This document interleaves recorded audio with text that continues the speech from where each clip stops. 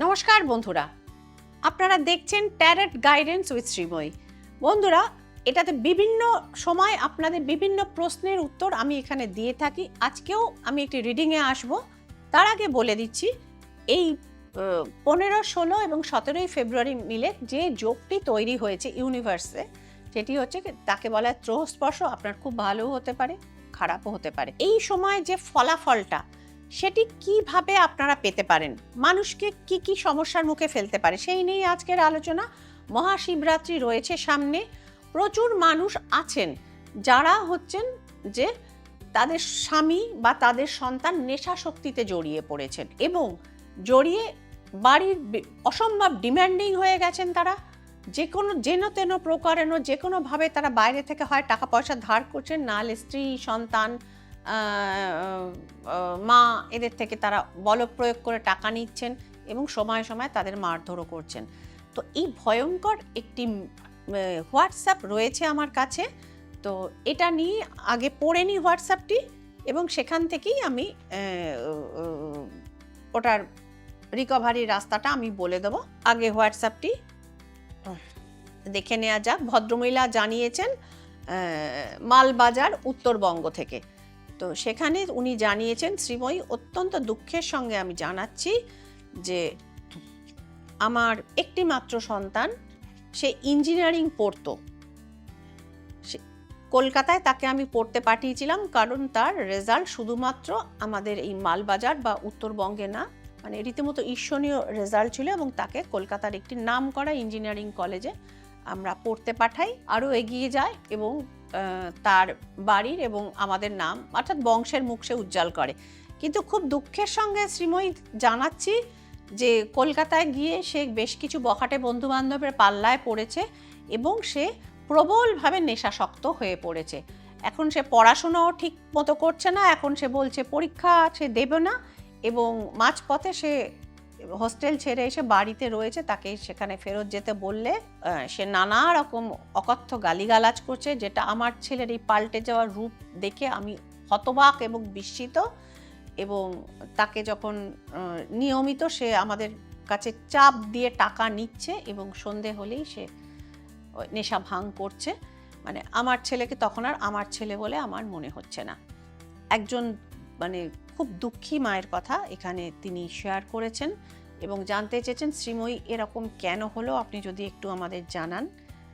Number 2, এখান থেকে কি আমি ছেলেকে কখনো সুস্থ জীবনে মানে ফেরত পাবো এবং ছেলে কি তার কেরিয়ার কন্টিনিউ করবে? অনেকগুলো প্রশ্ন আপনি জানিয়েছেন, আমি একে একে উত্তর দিচ্ছি।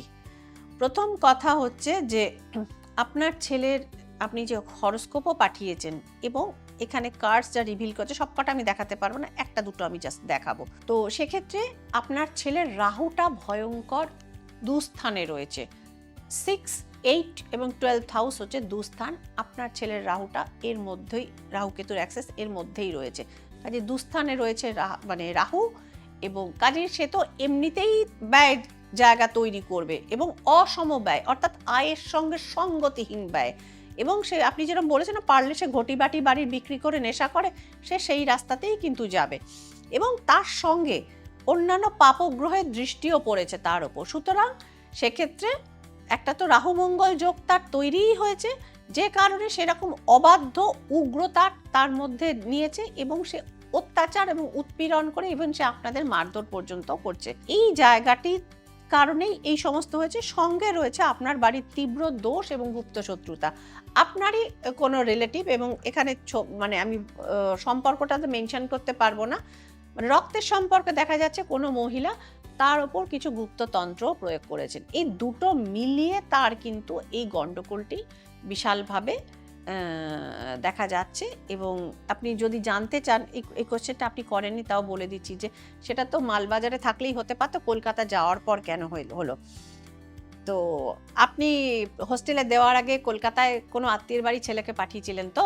বেশ কিছুদিন সেখানে থাকবার জন্য, যতদিন না হোস্টেলে সিট পাওয়া যায়। গন্ডগোলটা কিন্তু সেখান থেকেই হয়েছে। সবকটি কারণই আমি বলে দিলাম। এবং এরপরে যেটা আসছে, কামিং টু রিকভারি, আপনি যেটা জানতে চেয়েছেন যে আপনি ছেলেকে আবার পুনরায় সঠিক জীবন দিতে পারবেন কি, অর্থাৎ সে ট্র্যাকে ফিরে আসবে কি?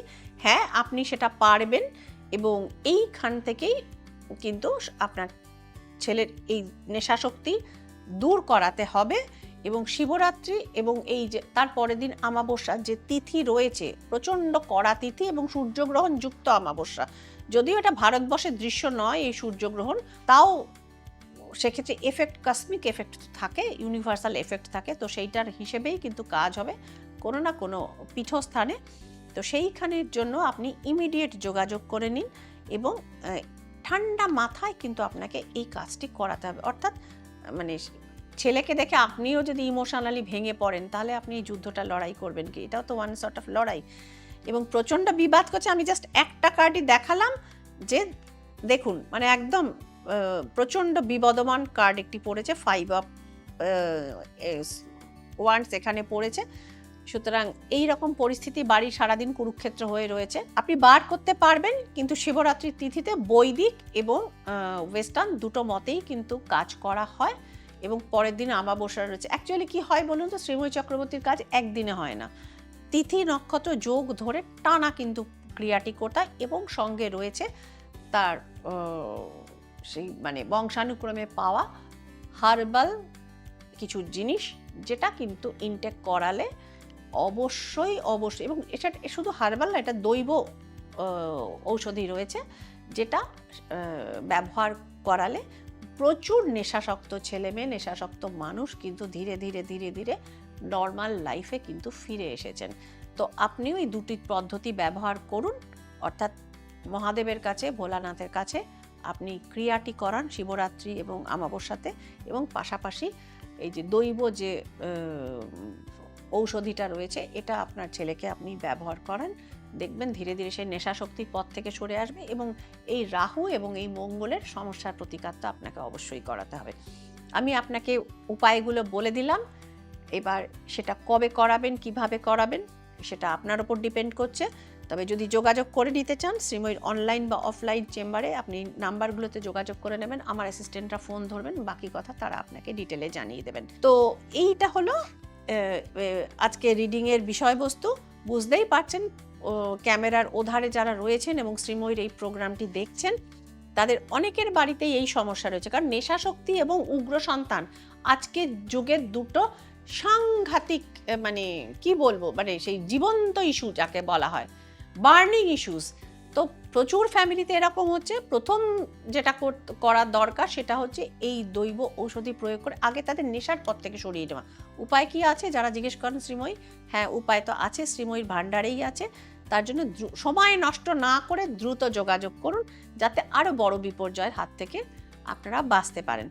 শিবরাত্রি সামনে রয়েছে, ক্রিয়াকর্ম করানোর জন্য আপনারা, এবং আরও যা যা কিছু দোষ রয়েছে, কালসর্প দোষ, শাপিত দোষ, যেটা হচ্ছে কার্মিক যে আমরা কর্মগুলো করে থাকি, অর্থাৎ পূর্বজন্মকৃত পাপের যেটা দোষ হয়ে থাকে আমাদের হরস্কোপে যেটা দেখা যায়, তো সেই পিতৃদোষ যাকে বলা হয়, ভয়ঙ্কর দোষ। তো এই সমস্ত থেকে নিবারণের জন্য শিবরাত্রি এবং শিবরাত্রি পরবর্তী অমাবস্যাটি আগে আপনারা অতি দ্রুত যোগাযোগ করে নেবেন। নাম্বার তো রইলই। সকলে ভালো থাকবেন, সকলে আনন্দ থাকেন এবং জীবন থেকে সমস্যা মুক্ত থাকুন। কদিনের জীবন আমাদের, অর্ধেক জীবন যদি সমস্যা আর হাই হাই করতে গিয়ে কেটে গেল, তাহলে সুস্থ থাকবেন কতদিন?